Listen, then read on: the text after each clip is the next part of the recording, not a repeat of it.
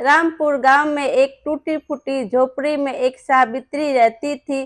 सावित्री की 3 बेटियां थी, सीमा, राधा, नेहा। सावित्री के पति एक भट्ठे पर काम किया करते थे। कुछ साल पहले नदी में डूबने से उनकी मौत हो गई, जिसके बाद सावित्री के कंधों पर अकेले ही घर चलाने, बेटियों की पालन पोषण की पूरी जिम्मेदारी आ गई थी।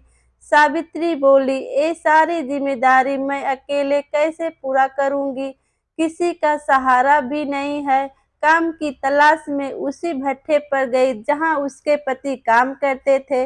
उसके देखकर इस भट्ठे का मालिक बोला, इस काम में बहुत मेहनत लगेगी, तुम नहीं कर पाओगी। सावित्री बोली, मालिक आप बेफिक्र रहें, मैं आपका काम करूंगी। पति की मौत के बाद बेटियों की जिम्मेदारी मुझे ही उठानी है। मेहनत तो करनी ही पड़ेगी। ईंट के भट्ठे का मालिक बोला, ठीक है, कल से काम पे आ जाना, पगार काम पूरा होने पर ही मिलेगा। सावित्री बोली, ठीक है। मालिक काम बहुत मेहनत का था। कड़ी धूप में ईंट ढोने से सावित्री के हाथ पैर खराब होने लगे थे और सावित्री कमजोर होने लगी थी। सावित्री की बड़ी बेटी सीमा 12 साल की थी। उसकी दोनों बेटियां राधा और नेहा 8 और 6 साल की थी। पिता के मौत के बाद तीनों बहनों की पढ़ाई छूट गई थी। सावित्री बोली, बेटा मैं चाहती हूँ कि तुम तीनों बहनें पढ़ लिख कर बड़ी अफसर बनो। सावित्री की बड़ी बेटी बोली, मैं भी पढ़ना चाहती हूँ माँ, लेकिन हम स्कूल में फीस कैसे भरेंगे? हमारे पास तो खाने के लिए भी पैसे नहीं है। सावित्री बोली, भगवान पर भरोसा रखो बेटा, सब कुछ जल्दी ही ठीक हो जाएगा। इस भट्ठे का मालिक सावित्री पर पूरी नजर रखता था। वो सावित्री बोली, मालिक काम खत्म हो गया है, अब मैं घर जाऊं, काफी देर हो गई है। ईंट के भट्ठे का मालिक, अभी काम खत्म नहीं हुआ है, तुम्हें तो घर जाने की जल्दी रहती है, मुझे काम करने वाले लोग चाहिए। सावित्री बोली, जी मालिक। ईंट के भट्ठे का मालिक बोला, अब सारे मजदूर चले जाएंगे, तब तुम भी चले जाना। वो सावित्री के ऊपर बेजो चिकता चिल्लाता रहता था और समय से पैसे भी नहीं देता था। सावित्री बोली, मालिक आज पैसे देते। मालिक बोला, आज पैसे खत्म हो गए हैं, तुम पैसे कल ले जाना। एक दिन सावित्री की तबीयत ठीक नहीं थी। उसका काम पे जाने का बिल्कुल मन नहीं था, लेकिन काम पे नहीं जाने का मतलब आज के पैसे भी नहीं मिलेंगे और घर में चूल्हा भी नहीं जलेगा। ये सोचकर सावित्री किसी तरह से उठी और नहा धोकर काम पर निकल गई। तबीयत खराब होने के कारण सावित्री को चक्कर आ जाता है और उसके सिर से सारी ईंटें उसके पैर पर गिर जाती है। उसके पैर में काफी खून बह रहा था। ये देखकर वहां के काम कर रहे मजदूर वहां आ जाते हैं। वहां के एक मजदूर बोला, अरे इसे तो चोट लग गई है, काफी खून बह रहा है। तभी ईंट भट्ठे का मालिक वहां आता है और गुस्से में चिल्लाने लगता है, सारा ईंट बर्बाद कर दिया है, मेरा नुकसान कर दिया। मैंने पहले ही कहा था ये काम तुमसे नहीं हो पाएगा। सावित्री बोली, मालिक मुझे माफ कर दीजिए, दरअसल आज मेरी तबीयत खराब है, इसकी वजह से मुझे चक्कर आ गया और सारी ईंटें गिर गई। ईंट के भट्ठे का मालिक बोला, अब निकल जाओ यहाँ से। सावित्री बोली, मालिक मुझे थोड़े पैसे दे दीजिए, मैं इलाज करवा लूंगी। ईंट भट्ठे का मालिक बोला, पैसे चाहिए तो मेरे घर आके ले जाना।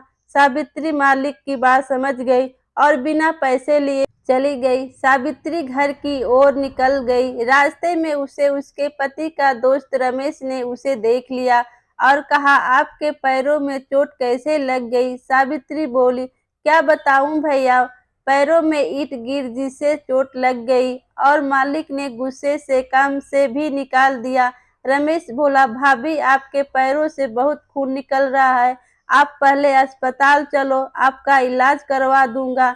सावित्री बोली, अरे नहीं भैया, मेरे पास इलाज के लिए पैसे नहीं है, ये अपने आप ठीक हो जाएगा। रमेश बोला, अरे नहीं, अपने आप कैसे ठीक हो जाएगा, आप चलो मेरे साथ, पैसों की फिक्र आप मत करो। रमेश सावित्री को एक सरकारी अस्पताल में ले जाता है। वहां सावित्री के पैरों का इलाज करवाता है और दवाइयां दिलाकर घर पहुंचा देता है। तभी सावित्री की तीनों बेटियां उसके पास आती है और सावित्री के पैरों में बंधी पट्टियां देखकर घबरा जाती है। बड़ी बेटी बोलती है, माँ ये तुम्हारे पैरों में क्या हुआ? ये चोट कैसे लग गई? सावित्री बोली, कुछ नहीं बेटा, ठीक हो जाएगा, तुम परेशान मत हो। वो सीमा बहुत समझदार थी, समझ गई कि माँ घर का खर्च चलाने के लिए परेशान है। सीमा ने सावित्री को समझाते हुए कहा, तुम चिंता मत करो माँ, भगवान हमारी मदद जरूर करेंगे, देखना एक दिन सब ठीक हो जाएगा। इतना कहकर सीमा उसी समय पास की स्कूल में जाती है। वहाँ वो पहले पढ़ने जाती थी। वहाँ उसने स्कूल की प्रिंसिपल से मिलकर खुद के लिए काम मांगा। प्रिंसिपल ने कहा, तुम क्या काम कर सकती हो? तुम तो अभी बहुत छोटी हो। सीमा बोली, मैडम मैं यहाँ साफ सफाई का काम करूँगी, आप मुझे काम पर रख लीजिए। और सीमा प्रिंसिपल से मिन्नतें करने लगी। प्रिंसिपल ने कहा उसे स्कूल में साफ सफाई के काम पर रख लिया। अब सीमा रोज उस स्कूल में जाती और वहाँ साफ सफाई का काम करती। सीमा साफ सफाई का काम खत्म करने के बाद स्कूल के बच्चों को पढ़ते देखती थी और खुश होती थी। एक दिन प्रिंसिपल ने उसे देख लिया। प्रिंसिपल ने उसे अपने पास बुलाया और कहा, तुम पढ़ना चाहती हो? सीमा बोली, जी मैडम। सीमा फिर कहती है, मेरी दो छोटी बहनें भी हैं, वो भी पढ़ना चाहती है। प्रिंसिपल बोली, ठीक है, कल तुम अपनी मम्मी और अपनी दोनों बहनों को यहाँ लेकर आना। सीमा बोली, ठीक है मैडम। अगले दिन सीमा सावित्री और दोनों छोटी बहनों को लेकर स्कूल आती है। प्रिंसिपल बोली, सावित्री आज से स्कूल की साफ सफाई का और देख रेख का काम तुम करोगी। आज से तुम्हारी तीनों बेटियां स्कूल में पढ़ेंगी। सावित्री बोली, मैडम आपका बहुत बहुत धन्यवाद। अब सावित्री अपनी तीनों बेटियों को लेकर स्कूल जाती थी और वह स्कूल की साफ सफाई देख रेख का काम करती और उसकी तीनों बेटियां स्कूल में पढ़ाई करने लगी। स्कूल से आने के बाद सावित्री बाकी का खाली समय यूं खाली गुजरता था जिसे वे बेकार नहीं जाने देना चाहती थी। सावित्री प्रिंसिपल से बोली, मैडम मैं स्कूल का काम खत्म करने के बाद मैं हॉस्टल की साफ सफाई का काम करूंगी, बदले में आप मुझे थोड़े पैसे और दीजिएगा।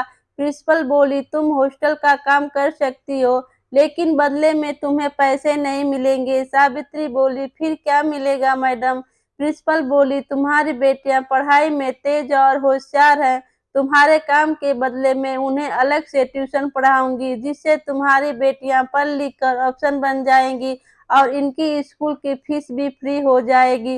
प्रिंसिपल की बात सुनकर सावित्री बहुत खुश हो जाती है, प्रिंसिपल को धन्यवाद देती है। सावित्री की बड़ी बेटी सीमा अब थोड़ी बड़ी और समझदार हो गई थी।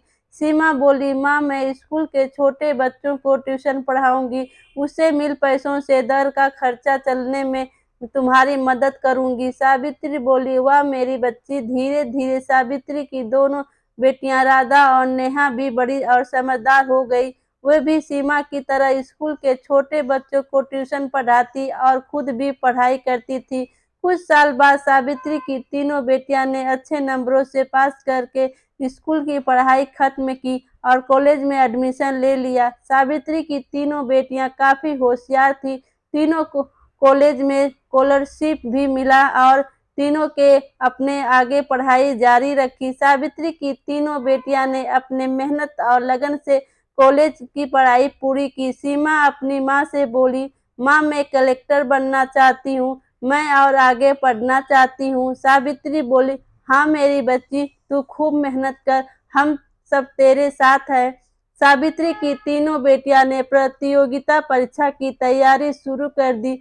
दिन रात कड़ी मेहनत करने के बाद सावित्री की बड़ी बेटी सीमा कलेक्टर बन गई तो दूसरी बेटी नेवी में अफसर बन गई और तीसरी बेटी नेहा ने इंजीनियरिंग की परीक्षा पास कर और एक मल्टीनेशनल कंपनी में इंजीनियर के पद पर कार्य करने लगी। हमें आशीर्वाद दो माँ, तुम्हारी मेहनत के कारण ही आज ये सब कुछ हो पाया।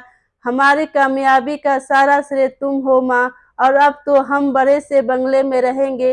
दीदी को सरकारी बंगला जो मिला और सब हंसने लगते हैं। सावित्री के पास काम करने के लिए नौकर, चाकर, ड्राइवर सब थे। उन चारों का जीवन अब सुख शांति से कट रहा था। सावित्री बोली, मैं कितनी खुशनसीब हूँ कि मुझे तुम तीनों बेटियां मिली। नहीं माँ, हम तीनों खुशनसीब हैं कि तुम हमारी माँ हो।